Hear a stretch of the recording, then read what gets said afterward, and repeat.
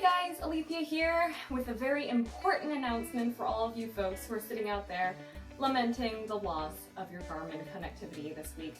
I know, and for those of you who are out there who use it, know that Garmin has been down since Thursday, and this is akin to losing your firstborn child. Or, more specifically, your right to brag about the accomplishments of your firstborn child, because everybody knows that if it didn't go into Garmin, it didn't count. So all of us are going a little bit crazy. I think everybody over the internet is freaking out about this. I know you guys have been posting about it a lot. So I thought, why not do a video this week about how we can just gather our thoughts a little bit and calm down about this whole Garmin thing. And hopefully this workout, these 5 exercises that I'm sharing with you guys today, will help you guys get through this very difficult time up until our Garmins are back up and running again. So with that being said, let's go ahead and get started. Alright, so you guys have all heard of the 6 stages of grief, and I like to think of this as the 5 stages of Garmin grief, where we start with panic, which is probably what all of you guys felt when you first noticed that your Garmins weren't working. So what we're going to be doing to start is a bunch of panic windmills. All this entails is having quick feet on the bottom and our arms windmilling across, and we're going to be getting out that energy that we all felt when we were panicking about the loss of our Garmins last week. RIP, and hopefully it'll come back real soon. But alright, let's go ahead and get started. We're going to be doing these at full speed. Just channel that panic. And ready? 3, 2, 1, and go. Just remember that feeling in your heart, right? It's like everything just dropped. If you want to speed up your hands, you can do that as well. Good job, guys. All right, and 10, 9, 8, 7, 6, 5, 4, 3, 2, and 1. Whew. So that was stage 1. Those were panic windmills. And I'm still breathing heavily. My heart is about to pound out of my chest. Our second bit is that moment, that feeling when you realize that you had done a 75-mile ride and your Garmin got none of it. So this is some stage that we like to call anger in grief, in our Garmin grief chart. And what we're going to be doing right now is we're going to be getting into a nice squat. We're going to be punching out our anger. So we're going to be doing this for 40 punches. All right, let's go ahead, hands up, nice squat position, and let's go. 1, 2, 3, 4, 5, 6. 20, 30. I know I said 40, but let's go ahead and do a few more. 50, 60, 70, 80, 90, and we're gonna go 3, 4, 5, 6, 8, 9, 100. Whew. Hope you guys knocked out whatever ransomware is currently attacking the Garmin server. So just imagine that's where your anger is coming from. And you're probably also not too happy with me that I made you do an extra 60 punches. So those were our anger punches from the Garmin second stage of grief. Now what do we do with our third stage?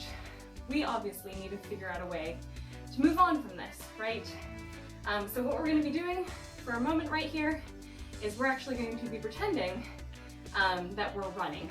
And I know a lot of you guys use your Garmin to track runs. Well, one really good substitute if you're not feeling like going out to run because you can't track it right now, is just running at home.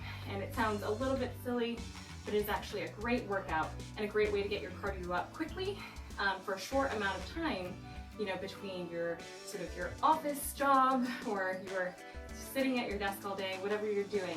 It's a really great way to get up and do this. So we are going to be doing running in place, and we're going to be running with high knees. And this is our third stage, which is coping with the loss and trying to transfer some of the energy that we would normally use when we're running outdoors to running right here, right now. So let's go ahead and get started.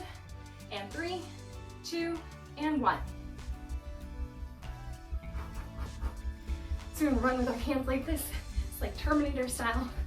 Sometimes you see them in the action movies running with their knees real high, their hands like scissors. So I know that your Garmin isn't tracking this. The nice thing is there's no pressure to be tracked because this is just a nice quick cardio workout that we're able to do at home. And that way you don't have to feel any regret that you're not being tracked. And 5, 4, 3, 2, and 1. All right, that was exercise number 3. That was coping with the running portion of our Garmin loss. Now the fourth bit that we have today is going to be for you cyclists out there. All right, so for those of you guys who are missing out on the cycling portion of your Garmin, which I know a lot of us are, it's very sad, we can do a little substitute. It's not the same thing, but it has the same name. I thought we might as well do it today while we're in the mood for a workout. So, bicycles. All we have to do is get down on our backs, hands slightly behind the neck or the head, arms out, elbows out, and we're gonna be bringing our legs out like this, elbow to knee, elbow to knee. And we're gonna be doing this. Let's say, I won't tell you the number, but I will count them out.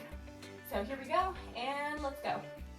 1, 2, 3, 4, 5, 6, 7, 8, 9, 10,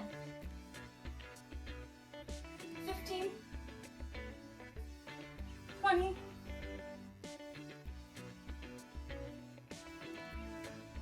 30. Now just imagine you're riding your bike out there. I know your Garmin's not tracking it, but let's pretend it is. 40,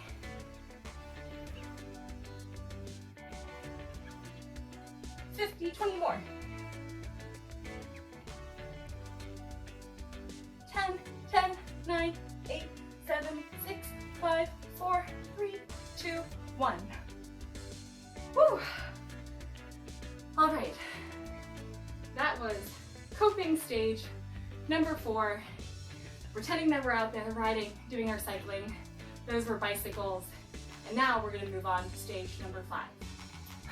All right, guys, so stage 5 is learning to let go, which I know is a hard thing to say when we're all very frustrated that our Garmins are down and that we can't share with the world how wonderful we are and how much we're coping with all that's going on around us right now. But I'm gonna invite you guys to come in with me and take a deep breath. And out. And again, in. And out. And now we're gonna take it in. Reach the sky. And out. Again. And out. One more time. And as we do the next one, we're going to come into a forward fold. We're just going to fall to the floor. If you want, you can go ahead and grab your elbows on either side. Pull yourself down further. And I'm going to go for a sec just to pop. So go ahead and hold that pose. Now I know that as we're all going through this, it's obviously very hard not to be able to share what we're doing with all of our friends and family, especially since this is the one way that we stay connected with many of our communities. I started out making this video as a bit of a joke, something lighthearted to get us through this weird sort of year and sort of difficult obstacle in July of 2020. And this is sort of like the apocalypse for the triathlon world, right? And a lot of athletes who depend on apps like Garmin to get through. And you know the saying, if it wasn't in Garmin, it didn't count, right? Go ahead and take another deep breath. And as you do, I want you to imagine that there's a world where you go outside and you do your rides and you do your runs, and it's just you know, not an app, it's not a computer software, it's you showing up for yourself every single day, coming out here and pushing yourself, whether you're a triathlete or you're someone who's just getting on their feet with fitness, whatever it is, this is the place where you get to be yourself. So I'm going to invite you to take one more deep breath. If you're still in your forward fold position, go ahead and slowly come back up. Stand up tall. One more inhale and exhale. And that is the fifth stage of dealing with Garmin loss, which is just acknowledging that you are enough. And hopefully that's the message that you can take away from all of this. And that being said, I hope that Garmin is up and running again soon, because we could all definitely use that in our lives again. But in the meantime, take care, and I will see you guys next week.